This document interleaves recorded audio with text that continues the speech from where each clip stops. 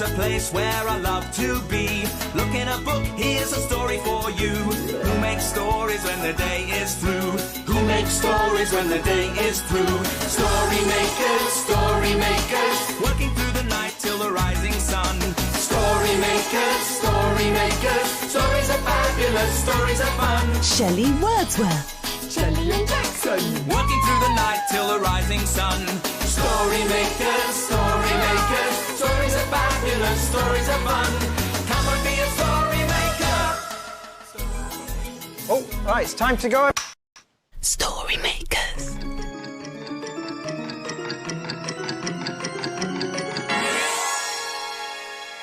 Story makers.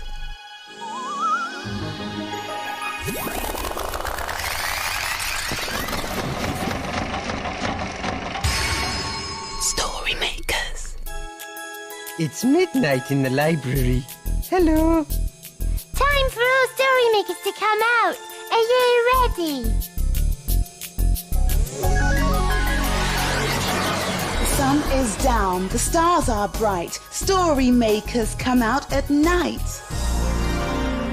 Hello, story makers. I'm Shelley Wordsworth. Come on, let's have some fun and make some stories.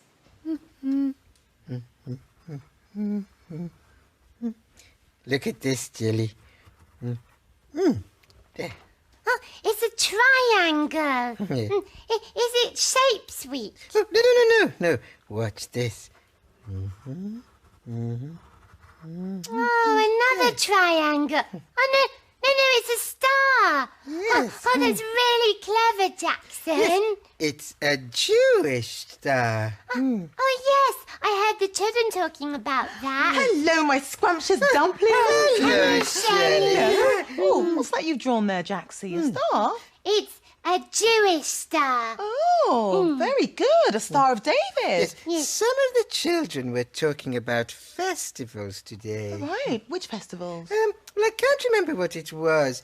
It was called something like pullover. Yes, that's right, pullover. Could you possibly mean Passover? Oh, yes, that's it. Oh. Passover. Yes, that's it. It's a celebration. Oh, can we celebrate too? Oh, yes. Yeah. We could make a Passover story. Yes, and we can put Jackson's picture in the story machine. Oh, yes. In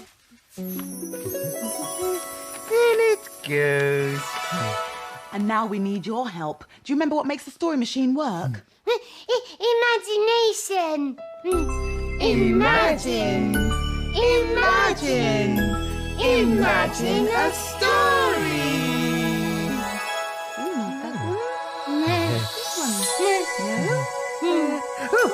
It's a playbook.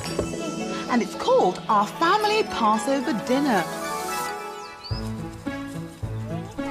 It's springtime, and this evening is a very special evening.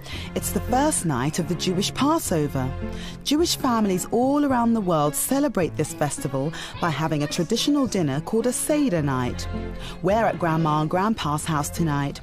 At the top of the table is a very special plate with some interesting and wonderful things on it. There's a roasted bone, a roasted hard-boiled egg, some parsley, horseradish, that's a hot relish, a glass of salt water, and something called harose, which is a mixture of apples, nuts, and cinnamon, and it tastes great. Each thing on the plate reminds us of the story of Passover. The boys need to cover their heads with a little hat called a kippot.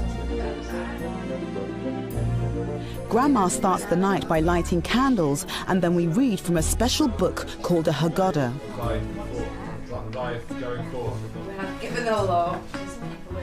Louis then says a prayer and everyone takes a sip of wine.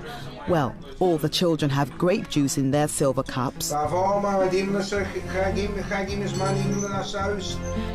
around the table takes it in turns to read from the Haggadah, and the children like to look at the colourful pictures.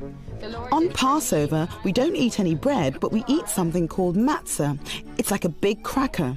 As part of the Seder night, Grandpa hides a piece of matzah, and all the children have to try and find it. Olivia has found it, and Grandpa gives her a shiny coin as a prize. After some more reading, it's time for one of the youngest children to ask 4 traditional questions. Olivia asked the first question.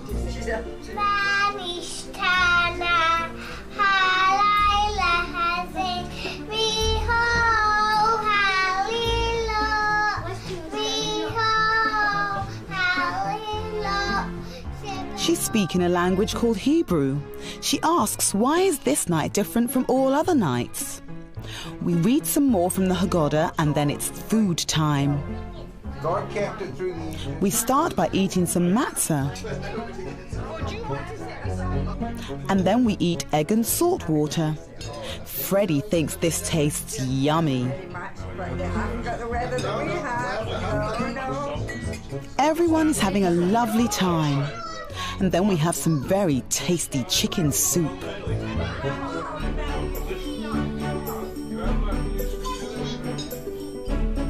And Olivia helps by pouring the apple juice.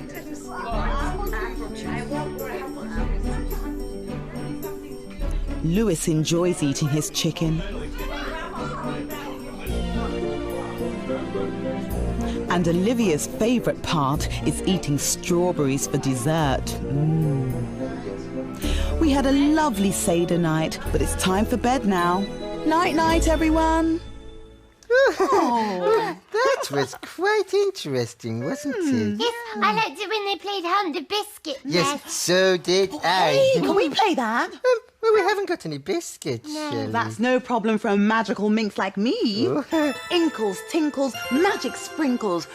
They're not biscuits. No, they're not, are they? Oh, well, never mind. We can play Hunt the Marshmallow. Oh, but I love marshmallows. Can we just eat them instead? Oh, yes. All right, maybe just one. Just one. Okay. Just one. You. And one for you, Gels Bell. Jelly. And for you. Right, now you enjoy those while I go and hide the bag. No peeping. Delicious. Scrumptious. Ready? Oh, that's Shelley. Come on, let's go and find those marshmallows. I wonder where Shelley's put them. Yes. I think I can smell them. We must be getting close. They're here, look. I can find them. Well done, Jackson. Well done. Shelley, it's Jackson's turn now. Okay, come on, Jelly. We'll hide our eyes. Okay. Jackson, off you go.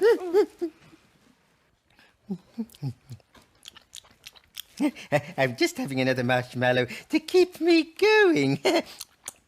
Now, where am I going to hide this bag? Under the story machine. It's a bit too dark. On the librarian's chair.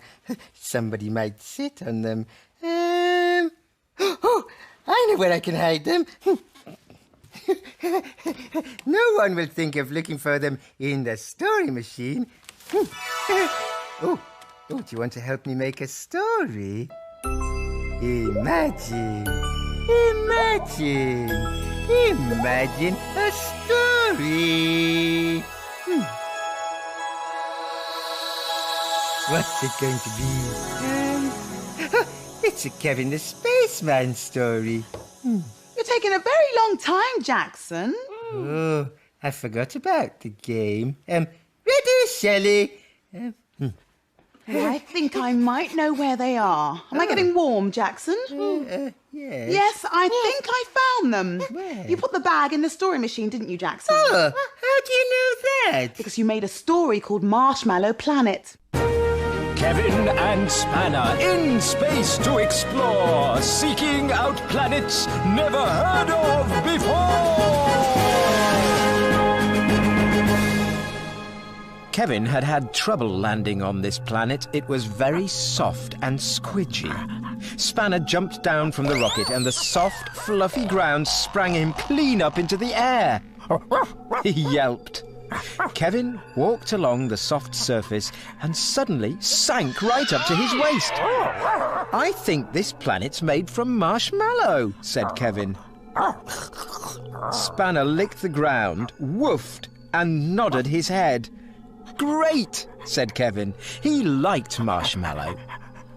Kevin tried to lift himself out of the marshmallow ground, but he was stuck. Just then, he felt tugging on his shoulders. Nearly. Don't worry, said a strange, fluffy alien. I'll soon have you out of here. The alien pulled at Kevin and with a loud slurp pulled him out. Thank you very much, said Kevin. Thanked Spanner. Welcome to my home, said the fluffy alien. Come on, we can have some fun here. The alien plucked some soft marshmallow chunks from some nearby candy floss bushes. Then he said to Kevin, Turn around. And then he stuck the marshmallows to Kevin's space shorts. There we go. Right, follow me. Called the alien and bounced off on his big fluffy bottom. Come on, Spanner, called Kevin, as he too started to bounce on his marshmallow-padded space shorts. Spanner wasn't sure at first, but soon got the hang of it and realised it was fun after all. He barked as he bounced after Kevin. The alien and the travellers bounced from hill to hill until soon they spied a large hole in the ground. The alien jumped first, then Spanner, then Kevin. They bounced into a pink and white marshmallow cave, bounced around, and then bounced back out again. Said the alien. Whoa! Cried Kevin. Cried Spanner. They landed back by the rocket. Thank you, that was great fun, said Kevin. Nodded Spanner. You have a very beautiful home. Very marshmallowy.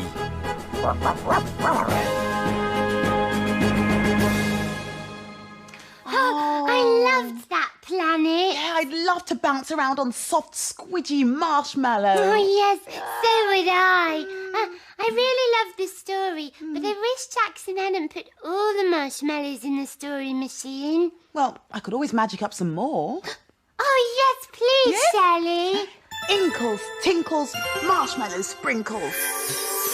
Oh, Shelley, you are the greatest. I know. Thank you. All right.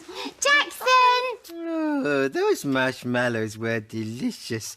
I wish I hadn't put them in the story machine. Look, Jackson. Shelley, where did you get those? Shelley did some inkle sprinkle magic. Oh, they're very sticky. Oh. I think I'm stuck to the table. Oh, no. Oh, Jackson, I'll help you. Come Thank on. you, Jelly. Oh, thank you. You can let go now, Jelly. Well, I can't. I'm stuck. I'm stuck in marshmallow stickiness. Oops. Well, what are we going to do? Well, we could make a story, Jelly. Yes, but how? Well, we'll make one together. What should we use? I know. The string from the marshmallow bag. Oh, yes. This way. No, this way.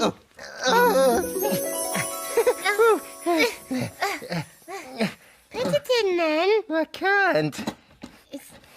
Oh, stop being silly, Jackson. I'm not. I can't get it in because it is stuck. Oh, here we go. There. That's better. Yes. Now will you help us?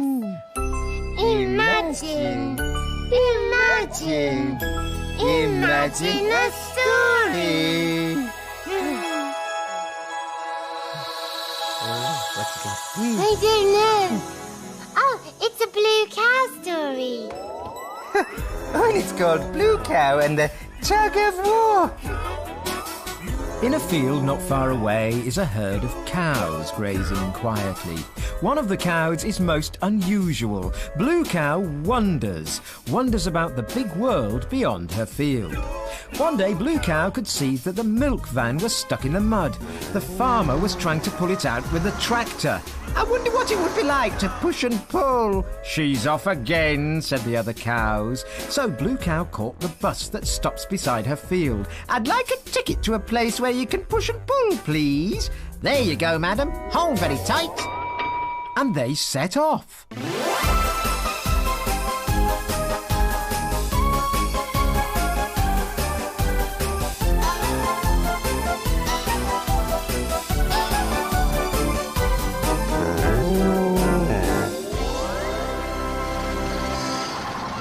And then they arrived. When Blue Cow got off the bus, she was at a very busy place with balloons and flags and a big banner saying, "Welcome to the Summer Fete." A lot of noise was coming from a horse-drawn cart full of children. A man was looking at the horse and shaking his head. Sorry, children, no rides today. Nellie has lost one of her shoes and can't pull the cart. "Oh!" cried the children sadly. "Maybe I can help," suggested Blue Cow, moving to the front of the cart in Nellie's place. "Hooray!" cheered the children, and Blue Cow began to pull the cart. It was really hard work, but the children were having such a good time, laughing and waving at everyone, it made Blue Cow happy.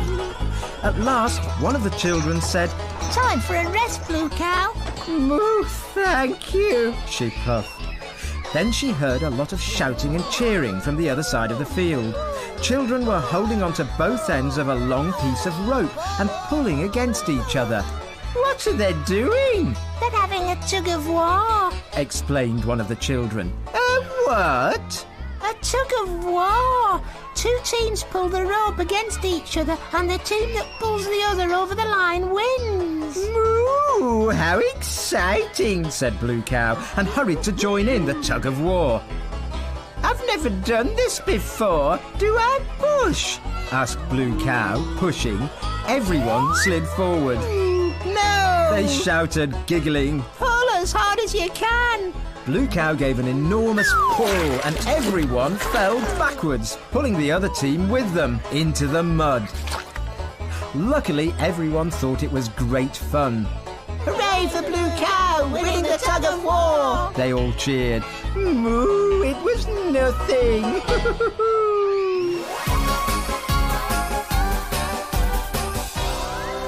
"You'll never guess where I've been."